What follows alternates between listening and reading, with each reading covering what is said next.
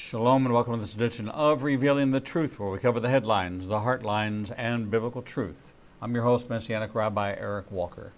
Shame is debilitating. It ruins relationships, thwarts growth, and destroys hope. It can masquerade as various problems, guilt, envy, pride, resentment, but until you heal the core issue, freedom will remain out of reach. Our next guest, Dr. Mark Baker, has received a PhD in clinical psychology, master's degree in theology, as well as a certificate in psychodynamic psychotherapy. He serves as the executive director of the Levi Counseling Centers in Pasadena and Santa Monica, California. He's the author of several books, including Jesus, the Greatest Therapist Who Ever Lives, which has more than 2 million copies in print. He joins us the second Friday of every month at 12 o'clock. He's the author of Overcoming Shame, Let Go of Others' Expectations, and Embrace God's Acceptance. And we welcome him here as our good friend to talk about overcoming shame with Dr. Mark Baker. Mark, welcome to the program. Good to see you, Eric. It's always good. I look forward to our conversations. And so do I. You are truly a brother to me, and I have shared before that I have a couple of safe people in my life, and over the years that you have been a part of this program, you have become a brother to me, a safe person to me, someone that in the middle of the night, in a very hurt and troubled moment, when I thought about who can I reach out to, I reached 3,000 miles away, and you answered me. And you answered me in a way that was affirming, confirming, and challenging, which is your style, is to affirm, to confirm, and then to challenge. And so you treated me as a friend and as a patient and in all the ways, and as a brother, and you were there for me during the process and the follow-up, and I thank you for that. It means the world to me. There's so many things like what you and I discussed, and family situations, good, bad, really, really bad, awful, terrible, the worst, all exist out there. And they begin to manifest in different ways, but they go back to a common point, and that is a point of origin of where the shame encounter or the shame occurrence began. And we talked, and we just touched on it briefly last month, that for the last 10 years, the suicide rate in America, or even across the world, has increased. Yes, it has. And I find that so disconcerting because I don't understand the concept of suicide. It's something that I don't comprehend. Right.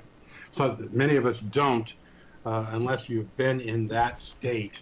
It's hard to imagine. Plus, during this time that the suicide rate has increased, and actually it's been increasing for the last several decades, for the last 3 decades. During that time, we've eradicated more poverty in the world than we've ever done before in any time in history. So as we've become more prosperous, our suicide rate has gone up. It's ironic. It's hard for us to understand. Wait, we're living better lives. We're lifting ourselves out of poverty, and we're killing ourselves more often. In the United States, there are about 50,000 people that successfully commit suicide every year. That's more than the homicides in our country. We're killing ourselves more than we're killing other people in the United States. And there's something terribly wrong about that. And it makes your mind, it boggles your mind. And for those of us who are sort of sitting and thinking rationally and maybe emotionally not feeling too bad about our lives, it's hard to imagine why you'd want to stop it. So I think it's important for us to have this conversation because, and you and I talked about this, or this conversation today was triggered by the fact that a pastor who was very loved here in Southern California, who committed his life to helping people struggle with mental health problems, himself took his own life. Now, I've known other cases of this, of pastors taking their own lives. Now, that's really mind bending. How could that possibly be? Those of us who know the truth about life, how would it be possible for us to take our own lives? And I know there are people listening to this conversation right now who have had those thoughts, and some of them are having those thoughts right now. They're wondering, how do I go on? Or maybe my life would be better if it just ended today. Or even some are more serious, thinking they're either actually contemplating taking their lives today. So I think our conversation today is an important one. We want to invite people into this space where we can be honest about something that is growing in its problem in our prosperous times. So you and I know this, that wealth, prosperity, and fame doesn't protect us from the real issues. The real issues, the real battles in life are with principalities and powers. And those battles are inside of us. And it's a myth for us to think if only I got richer, if only I got more famous, if only I got more popular, that would solve my struggles. It doesn't. It doesn't. So I welcome this conversation. I think we need to have it. The pastor we're talking about is Jared Wilson. He was a prominent pastor in California who ran a suicide outreach group, and he took his own life. Now, here was somebody who devoted himself to support people who were struggling with suicidal thoughts. And they were coming to him, meeting group therapy, and exchanging stories, encouraging each other. He was a strong encourager, but he was also a part of his own support group. But aren't we all? Yeah, right. Yes, we are. So how do we get to the point where we almost validate? Here's a pastor that says that I've had suicidal thoughts. Do we elevate them to be a person that says, oh, he can be more empathetic and more effective because it's like an alcoholic? I've gone to AA, I've been clean and sober for 25 years, and now I'm going to start a bar ministry. I'm going to go to the saloon, and I'm going to go in there, and I'm going to hear the stories with the other guys, and while they're having their shot in a beer, I'm going to have a ginger ale. Or the Narcotics Anonymous, and while everybody's doing their lines or the guys are running to the restroom, I've got that problem handled. I've always heard and been taught you don't do that. Right. That's not a good course of action. Right. So, and listen, may the Lord have mercy on this poor, troubled soul, and the hearts that were broken, and the perpetuating hopelessness of the message of his own suicide is as tragic as the loss of his own life. Yes, it is. And that's why this conversation is so important. It's important to start the conversation by realizing there are several reasons people have suicidal thoughts. It's not just one. So there isn't one answer. Women attempt suicide far more often than men, but men are better at it. We're more successful. Those who actually complete suicide, 80% of the time it's men. So we don't think about it much, but when we do it. And for men, usually we use a firearm, so that's why we're so successful. Women try drugs, poisoning, overdoses, and those are not as successful. So the women think about suicide much more often. But when it occurs to a man, he takes a direct and effective path to do it. So we have to take this seriously. And in the vast majority of cases of people who actually take their lives, and I'm certain this was true for Jerry, they're suffering from a major depression. They're suffering from a disease. This is a biological disease that actually changes your biology. And this is important, it changes the biology of your brain. And so the brain cannot function in the same way. So this is really important for actually most people who are hearing this conversation. And if they're having suicidal thoughts, the thought of taking your own life, it's very likely you are suffering from a biological disease called depression, and it changes your thoughts. The substances in your brain are out of balance, and it's going to cause you to think in ways that are actually distorted. You're going to catastrophize more. Something that's a little problem becomes a big problem. You're going to think the hopelessness takes over, where you begin to think, well, I can't do that, or this is no good, or that'll never be solved. How am I going to live without my boyfriend now? You have this hopelessness that is toxic, and this comes from the imbalance in your brain of this substances that are out of balance. And hopelessness is a central feature of suicidality. And we think that we as people of faith are immune to hopelessness. We are not. There's a difference between faith and hope. Those are two different things. And actually, the most tragic state of being is to be a person of faith who lacks hope. A person who knows there's a God. I believe God's miraculous power. I see God's miraculous power, but I've lost hope that it's there for me. So I can believe in God's power, but lost hope in its efficacy for me.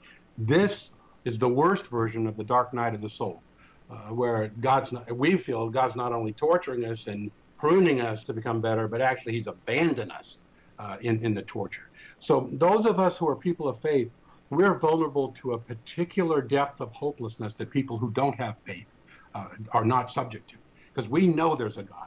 We see God act miraculously in people's life. But just because I have faith doesn't mean that I've lost hope that God's power will be there for me. And that hopelessness, when you're depressed, is magnified. So if you have this disease of depression, your hopelessness is on steroids. When in 2013, when I was totally betrayed, and I went to Covenant Christian Counseling to Gil Crackey, who specializes in counseling of pastors who have been betrayed. Now, we're in Birmingham, Alabama. This is not the big metropolitan New York City where you would think that somebody would have a practice that was so specialized. Yeah, it's specialized, right. In a little city like this, but we have 2,800 churches in this little burg of 1 million people in the metropolitan area. Now, he is the pastoral care pastor of the largest Anglican church, and so he just has Mondays, and he does 8 appointments on Mondays. But still, when you think about that, that's still a lot. Yeah. And so when it came time for me to get a referral, because I wanted to talk about how, as a believer, put in this position, being betrayed by fellow believers, by my board, by my wife, by everybody, everybody in my world was now no longer in my world. I was now shunned. I was now an outcast. I was a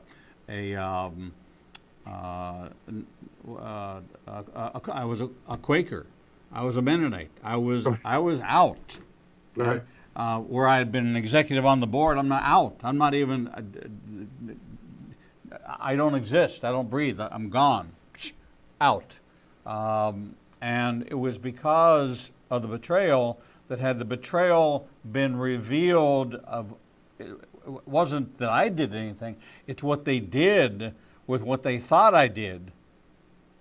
But they so mishandled it that they kept it a secret of how they handled it, because they would have all had to be removed from their own pulpits, their own positions, it would have been a domino effect across an entire, almost denomination, because of the mishandling of it. And so it was easier to say, we'll sacrifice the one, we'll send him out to Azazel, we'll let him disappear, and we'll just go back to normal.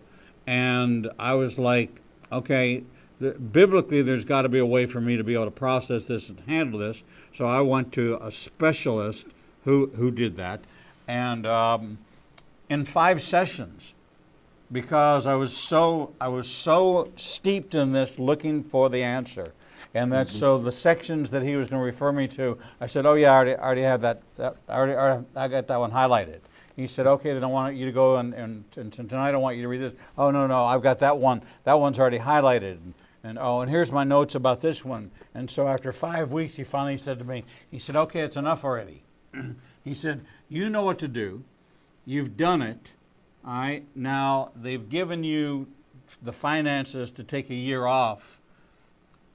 Take a year off. You've processed this. You've done this. You've done this by the book. You've released it. Your hands are clean.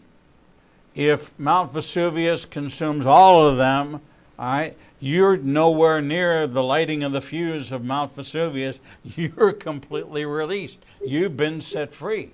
You're fine. I'm not worried about you. I'm releasing you. Goodbye. Go." As a matter of fact, I want you to return to the pulpit, but I want you to return to my pulpit. So a year from now, Holy Week of 2014, I want you to be back preaching again.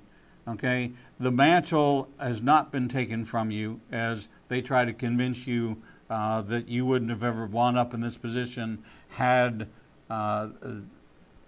it's like the Abimelech going to Abraham and saying, "So tell me, what is it that you saw in me that you thought that I was even capable of doing something like that?" Right. It was that kind of scenario. But the point is that we have become the only army in the world that shoots their wounded. Yeah, that's true. It's sad. And this sounds to me that Jared Wilson is the poster child now for a clarion call that says that the church must address mental illness within its own community. Right. We must remove the stigma Right. of people getting treated by psychologists. It can't be a secret that somebody's in counseling. It can't be a secret that we have referrals. It can't be a secret that you're on medication. You should have people that you talk to. And we have to have mental health resources available in churches. Our seminaries need to have coursework. Right? You did it. Right.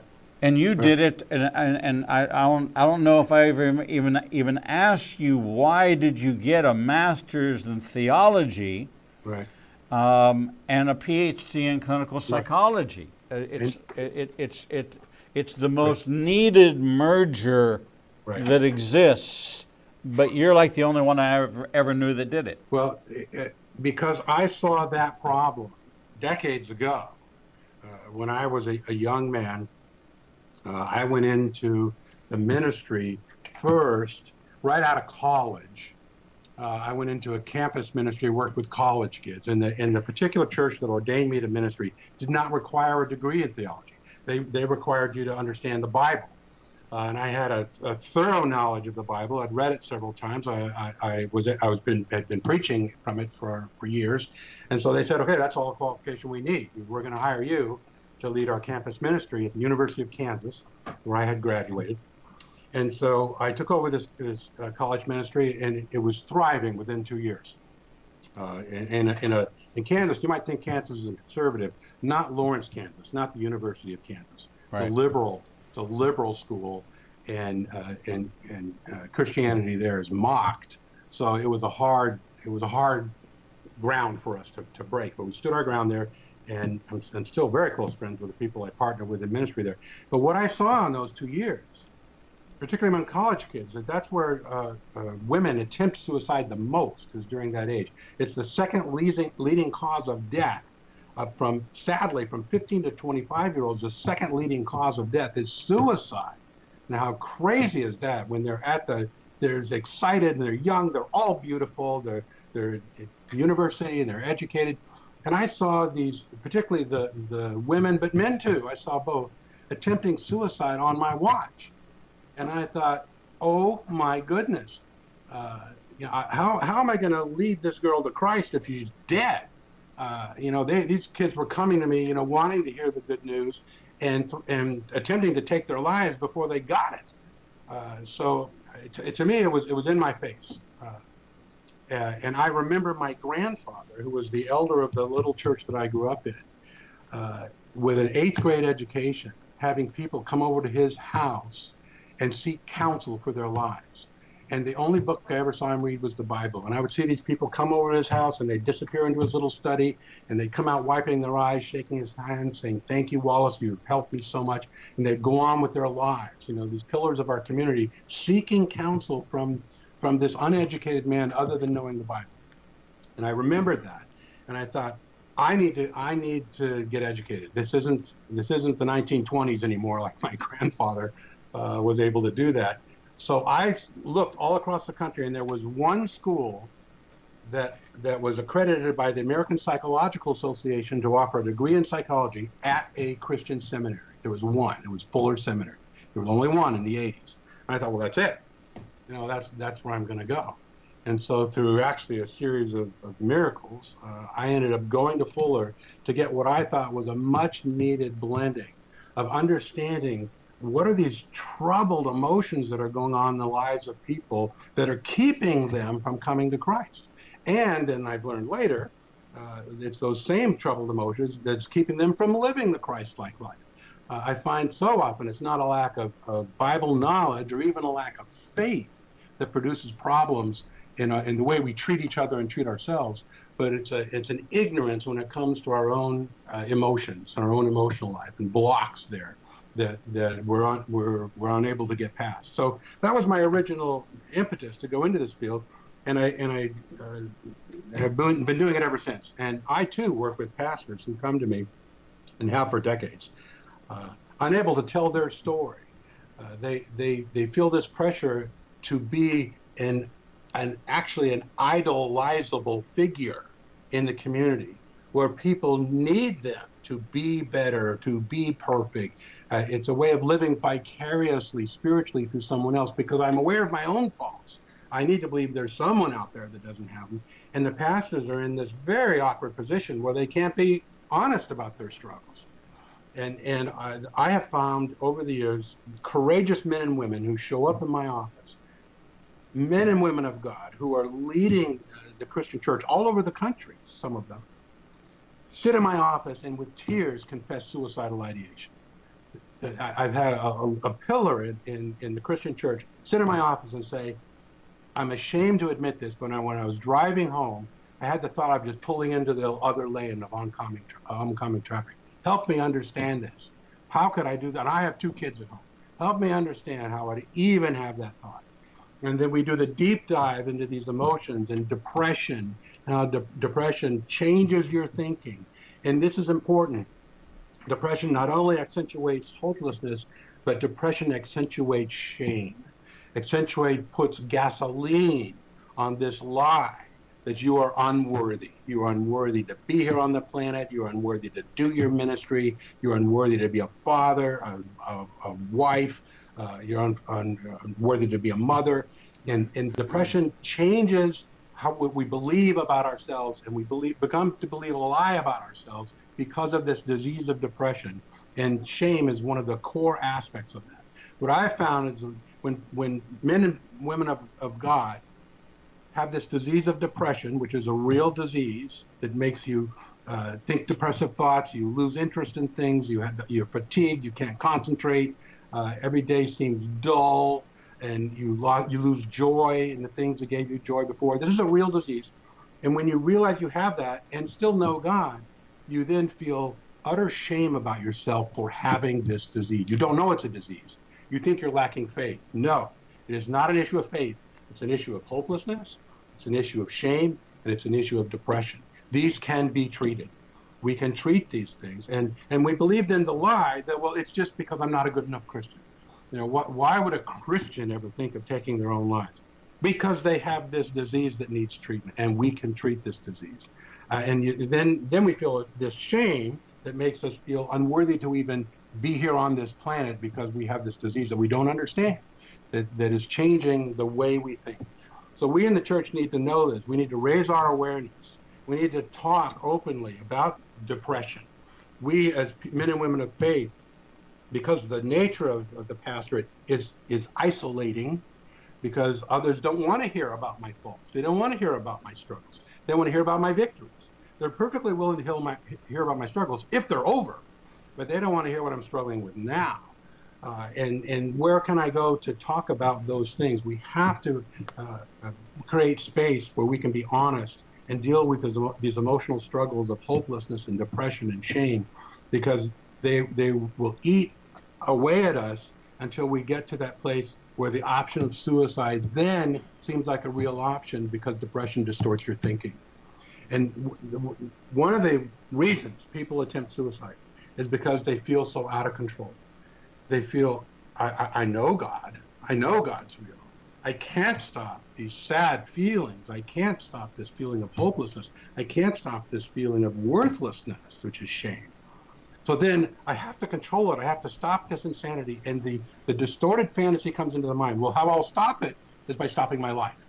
I'll move on to heaven, and I'll stop my life here by trying to control feelings that were never meant to be controlled. They were meant to be solved. They were meant to be explored and embraced and tolerated and understood and shared.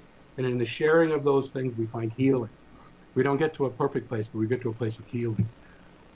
And believing the lie that I can control it through taking my own life is believing a lie. Now, I don't believe what the Catholic Church teaches is that if you commit suicide, it's an unforgivable sin. There are no unforgivable sins. I don't believe that at all. That's a lie. That's not biblical. I think we make mistakes, and I think suicide is one of them. It is when I've decided to make a permanent decision for what is not a permanent problem. I have a permanent solution for an impermanent problem, and it's a bad choice, but it's not one that God doesn't understand. We have a very, very big God. You've hit on so many critical issues, and I'm going to throw a challenge out there, because I know that there are presidents of seminaries who have been on this program who actually will go and watch YouTube, and because they'll write to me and tell me. A pastor who is truly pastoral cannot have any friends. Can't. He can have friends from college, he can have friends out of town, but he can't have friends in town. Right.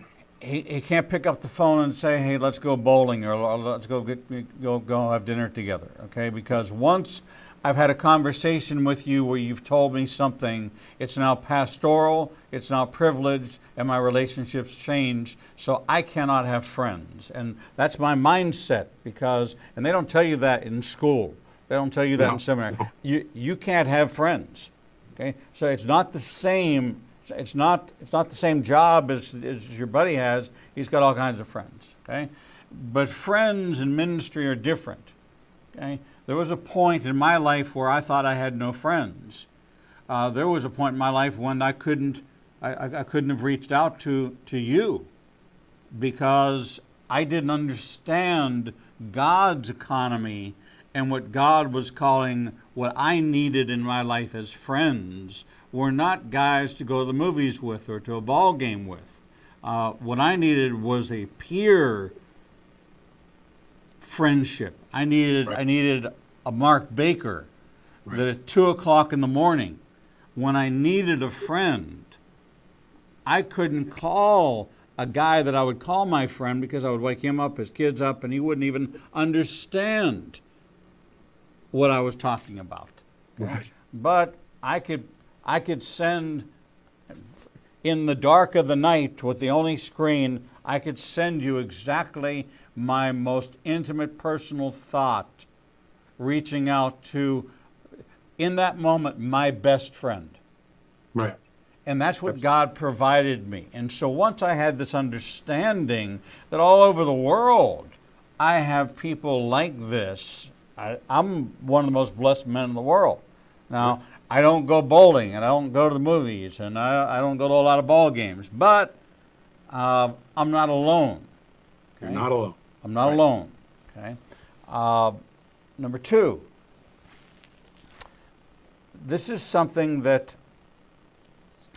if you slip and confide to somebody that you think of yourself as a fraud because you can't possibly be a sinner and be in the pulpit preaching against sin when you're out there committing sin. So you must be a fraud. Right. So we have this struggle, this war, but Paul talked all about it. It was his struggle too. Yes. He did things he ought not to do, and the things he should do, he didn't do. This was the struggle. This was the fraud syndrome. This was the, Yep. wait a minute, I know what the scriptures say. I know what I'm supposed to be doing. I know where I'm supposed to be. I know how I'm supposed to be doing it, but I'm not because I'm just a guy. I'm little Polly. I'm Right. just little Polly. I'm Right. not Rabbi Shaul, the head rabbi of Turkey. I'm little Polly. I'm just some guy that has some guy thoughts. Right? You got real guy thoughts. And so we walk around carrying this mantle of I'm a fraud. Right. And I have to be an Academy Award winning fraud. And that's what's going to make me really, really big. And then I'm going to get to the point I'm so big that I'm now isolated. And I have to have 100 people go through before you ever get to me. And then all I have is family. And so that's wonderful. So I expand my family. But because I've expanded my family to a degree, now there's going to be the invitation, the opening that when the enemy comes in, he's going to come running right to one of my kids. All right, and then there's going to be something that's going to bring shame to my ministry. Right. Because my kid got picked up for shoplifting, or my kid got picked up in a prostitution ring, or my kid got picked up trying to pick up another guy, or whatever it was. They bring shame to a ministry, and all of a sudden, because this is the calling, and it's the church does not provide that, and the seminary does not provide that. It's not it's not coursework, and it should be. There should be. If you remember, and I know you remember, that there was a point in your life where everything you did for the rest of your life was going to be determined by your Cooter preference test. You remember the right? That was going to determine what you were going to be. That was it. Right. Right? That was it. Here it is. Says it right here. All right. Yeah. I never got the results. I have no idea what I was supposed to be. I never got back my Cooter preference test, so I never knew if I was supposed to be a lawyer, and I never received a single piece of counsel, educational counsel, in my life. In elementary school, middle school, private school, boarding school, or college, somehow or other, when they got to the W's, they just decided they were cutting out the Walker, and that was it. And so I was like this pinball, but I was always hitting the bumper and getting good points. All right, so it wasn't until I, dropped through the hole. This is what happens to people. They drop into that hole, that rabbit hole that Alice dropped into. And so we get lost in this. And this is this Jared Wilson. And the after effect is phenomenal. We're talking with Dr. Mark Baker, author of Overcoming Shame and the book Jesus, the Greatest Therapist Who Ever Lived. We don't talk enough about that book. Still one of the best books ever written today about the greatest therapist, the therapist that I see every day, several times a day. But Dr. Mark Baker, who joins us here on the second Friday of every month at 12 o'clock as we talk about overcoming shame. And today we're talking about, 1 in 5 adults have experienced a mental health issue. 1 in 5 have experienced a mental health issue. I know I have. You have confessed you have. Mm-hmm. We've talked to other people and guests who've been on the program. They have. And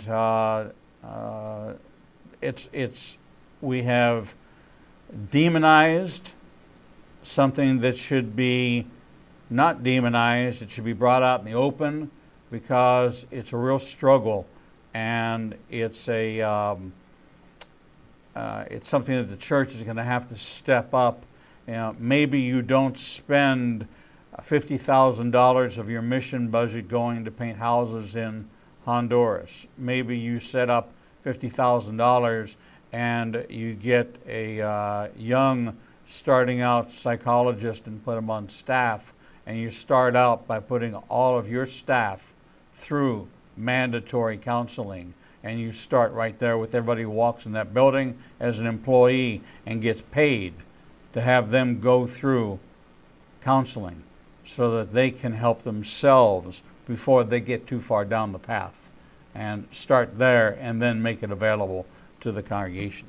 We're going to take a short break, and when we come back, we'll continue with Overcoming Shame with Dr. Mark Baker. We'll be right back. The Lord meets you right where you are, and so does Igniting a Nation's new live streaming outlets. You can now watch Revealing the Truth, Revealing the Bible, and Prophecy Revealed simulcast live each Monday through Friday from 10 a.m. to 1 o'clock p.m. Central Standard Time on YouTube Live, Facebook Live, Vimeo, Periscope, and through our website, www.ignitinganation.com. No matter what device you are using, our program will automatically scale so you won't have to miss a single program. And if you happen to miss an episode, you can always subscribe to the Igniting a Nation YouTube channel and access over 1,000 interviews and never miss your favorite authors, special guests, and topics that interest you the most. There are lots of ways to see Israel, but nothing compares to seeing the land of the book and the people of the book through the eyes of two Jewish believers who can take you on a journey that will bring the entire Bible to life. When you join Rabbi Eric Walker and his #1 rated tour guide, Edo Canaan, in Israel, you'll experience incredible teachings, first-class accommodations, and actually walk where Jesus walked. You will experience the Bible transforming from black and white into living color, and you will never see the Bible in the same way again. For more information, visit us at www.ignitinganation.com/events. The Lord contends with what contends with you, and Igniting a Nation is committed to bringing to light each and every issue that faces a believer's life. Our live stream programming and teachings take you on a journey to finding biblical truth from a wide variety of experts who share their insights into a deeper walk with the Lord. We have assembled the most comprehensive panel of experts in the fields of prophecy, caregiving, healing from trauma, shame, and abuse, and so much more. We continue to expand our teachings and programming to meet your needs. We're committed to healing the nations with biblical truth. Visit www.ignitinganation.com to develop a deeper walk with the Lord and start your journey to a transformed life. The Bible commands us to study to show ourselves approved, but most study using Bible study tools and not actually studying the Bible chapter and verse. Igniting a Nation is pleased to present Revealing the Bible, recorded and taught each week before a live audience. We take you deeper into the actual Bible and verse in both Hebrew and English and connect the dots between the Old and New Testament. You can attend our 2 classes in Tuscaloosa and Birmingham, or watch the program every Wednesday at 11 a.m. Central Time on ignitinganation.com and all our other simulcast outlets. For more information, visit www.ignitinganation.com/events. Shalom and welcome back to this edition of Revealing the Truth, where we cover the headlines, the heartlines, and biblical truth. I'm your host, Messianic Rabbi Eric Walker, and we're talking with Dr. Mark Baker, author of Overcoming Shame, and Jesus, the greatest therapist who ever lived. Mark, welcome back to this very special edition as we're talking about something very important, and that's suicide and the recent loss of Jared Wilson, a prominent pastor in California who ran a suicide outreach group. Right. It's a very important subject. And I want to go back and touch on something you just mentioned a few minutes ago about coming to the realization that you're not alone, that those in the pastorate especially feel isolated. I remember when I was, it was only campus ministry, but I was known as the campus pastor. I remember that. And I remember everyone treating me like I was different. And I sort of got the message that I wasn't supposed to do certain things. I certainly couldn't drink, and there was no swearing allowed, and there was, you figure out what it is that no one could tolerate. And then it was, well, I couldn't share any weaknesses, and I couldn't have any doubts. For them, faith meant absolutely no doubt. Well, that's not the definition of faith. Faith includes doubt. Knowledge, there's no doubt, but faith includes doubt. There has to be doubt. But I was young, I didn't know. And so I remember feeling isolated, and that isolation is where depression thrives. Mm-hmm. And what we now know psychologically is that we are not hardwired to do well alone. None of us are. We are fundamentally relational creatures. And I can deal with pretty much anything, as you and I have experienced just recently, if I don't have to deal with it alone. That's what makes us different. As created beings on this planet, we were created for relationship.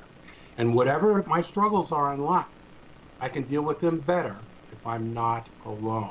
We know this to be a psychological truth, and of course, if we read the Bible, we know it to be scripturally true. That's just how we're ontologically made. And particularly for those in the ministry, we are told to believe, but you've got to deal with it alone. Because I don't want to hear it. I don't want to hear your flaws. And some of my closest friends over the decades are pastors. And it's because we can get together and not feel alone. I was very close to a man named Rick Stedman, who's a pastor in seminary. And then he went off and started from scratch a church. He literally set up a card table at a shopping mall. He and his wife. And as people would come by, he said, do you have a church home? Well, we're going to start one this Sunday. You're welcome, And people would come by and he'd hand out a flyer. I mean, didn't seem like a good marketing strategy to me, but that's one that he took.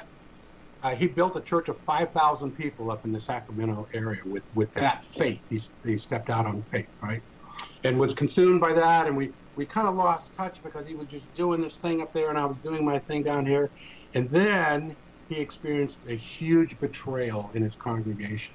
After it grew up to this huge size, you can imagine the politics are involved in a church that big. Right. And he had a church split that resulted with deception and ego and people who were jealous. And it's a long, complicated story, but you can imagine this happens. It was devastating for him, devastating for him. These people he had loved, and he had grown them up to be in this thriving community.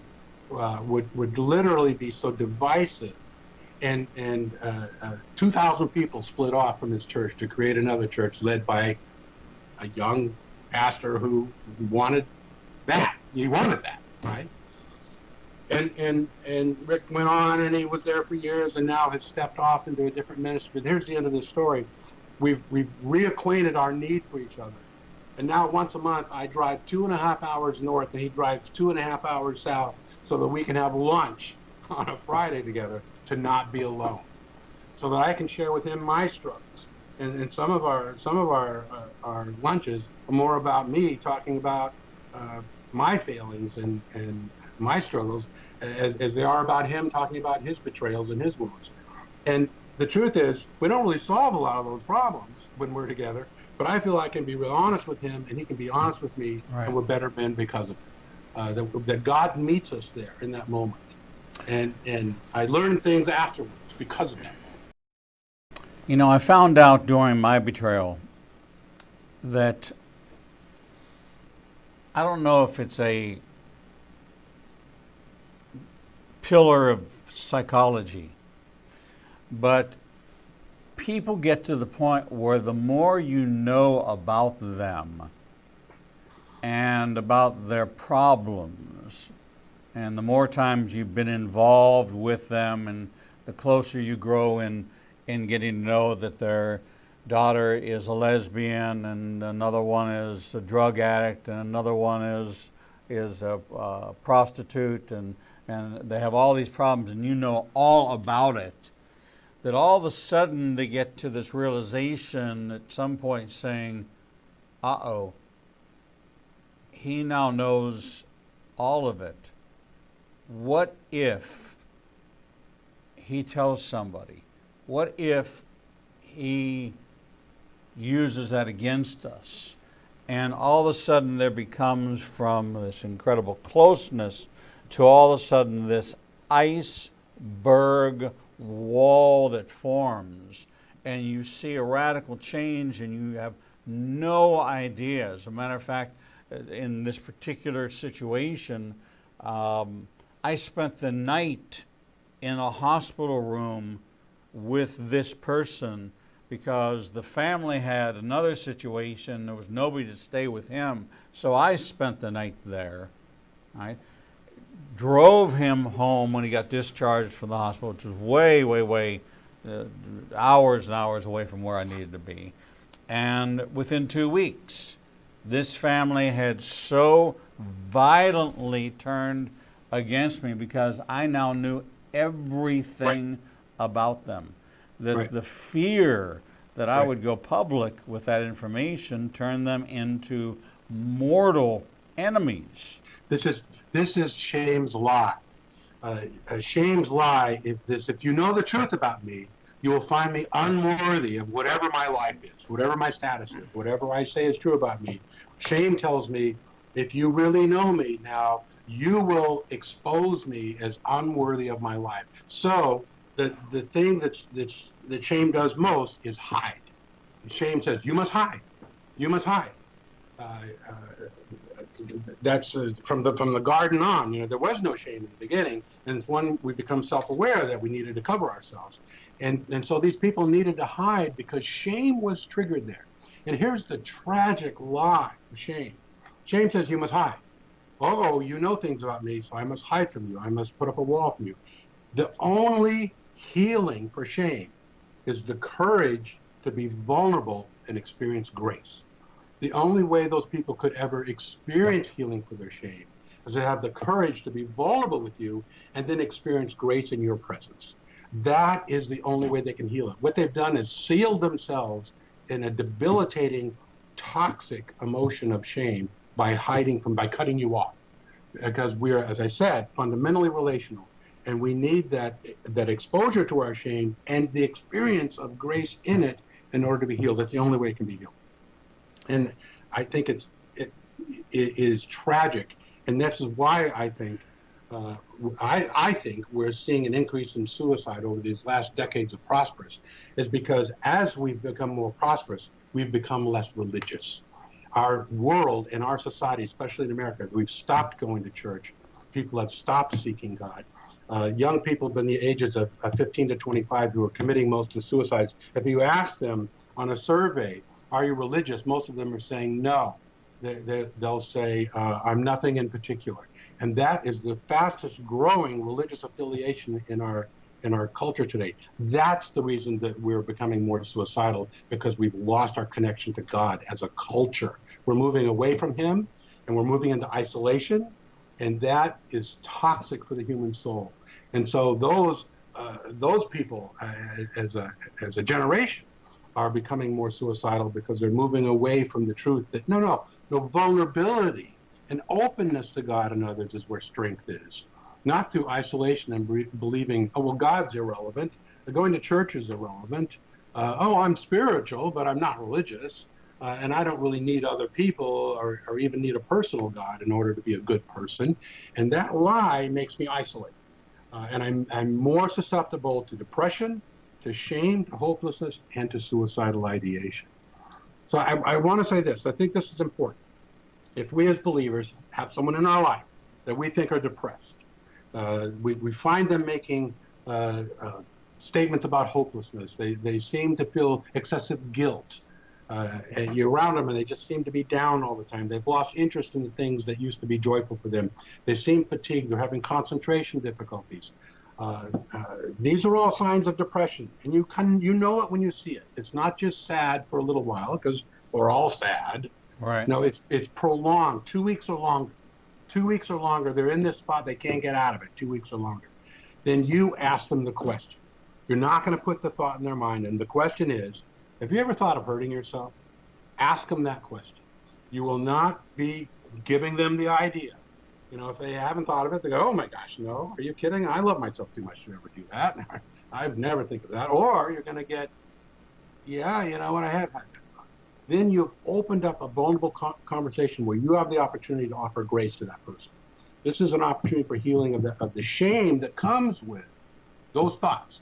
Because this person, if they admit this to you, if they're a believer especially, they're going to be ashamed of themselves for having that thought. And that's a lie. That's where you can encourage them to seek help. The help of talking with you, of course, but the help of professional counseling. If they've got this thought of hurting themselves, they need professional help. And I'm going to say this is so true. And many times they are going to often need an antidepressant medication. I am not opposed to medication when it's necessary. And there are times when it is, and a professional needs to make that decision. You can't make that choice on your own. No. You need to get professional help to know, am I in that place where I have this disease that requires a medicine to help restabilize my brain? And you take it for, a few months, and then you restabilize your brain, then you don't take it. But it's to help you restore the balance you were created to have in your brain. And if you broke your leg, you'd go to a medical doctor. So if your brain's got something broken in it, you need to go to a doctor to help you with that too. And we need to have the courage to go to this spot and invite that kind of vulnerability where we can show grace, where we don't shame them. This is not a lack of faith. This is the presence of depression. These are two different things. And I can't stress that enough. We need to have the courage to be vulnerable and then show grace in those moments. I have sad thoughts too. I've had struggles too. I've gone to a counselor myself. I'm very open about the many years I spent in psychotherapy myself to encourage others to do the same, to seek the help we needed and not live with shame's lie that we're supposed to isolate and do it on your own. That is an unchristian and unbiblical concept of doing it on your own. So I encourage people who are having these thoughts to seek the help they need. Healing is there if you seek it. Healing is there. As we take a look in the Bible, which is my ruling guide, it's your ruling guide, we see that there were moments where Moses said, take my life. Elijah said, take my life. Jeremiah, the weeping prophet, was constantly in a state of depression over the condition that he was dealing with. There were lamentations, lamenting. We go through this. These are natural, and God uses these people as examples that you will go through struggles. That He never promised that He wouldn't take you to the desert. He never promised Moses He wouldn't take him to the desert. That's not a promise that's been made. Benny Hinn coming out and saying, listen, what I've been telling you has been wrong, this prosperity gospel. Part of it is true. There is a prosperity gospel, and that is that you spiritually will have prosperity. Financially, there's no promise, but spiritually you will be prosperous. And if you really, honestly are struggling with a problem, talk to somebody. It's not a matter about being embarrassed. Every one of us, I have said many times in this program, both with Dr. Mark Baker, with Dr. Timothy Jennings, who's with us every month talking about the aging brain. We talk about depressive thoughts. We talk about things that cause us, foods that cause us, lifestyles which cause us, circumstances we put ourselves in. But today, there's a clarion call that I want to put out to say that the church needs to address mental illness within their own community and stop putting a stigma on mental illness and a stigma on counseling and a stigma on antidepressants, and get your staff, your wife, your children, your family members, whoever needs help, get them the help that Jared Wilson didn't get and wound up taking his own life. Let him be an encouragement to you to not ever let it get that far. Dr. Mark Baker, thank you. Thank you as always for sharing with us here on Revealing the Truth about overcoming shame and dealing with many of the issues that we as believers struggle with every day. Thank Amen. you, my friend. God Thank bless you. you. Always good to be with you. We're going to take a short break, and when we come back, we'll bring you the next edition of Revealing the Truth.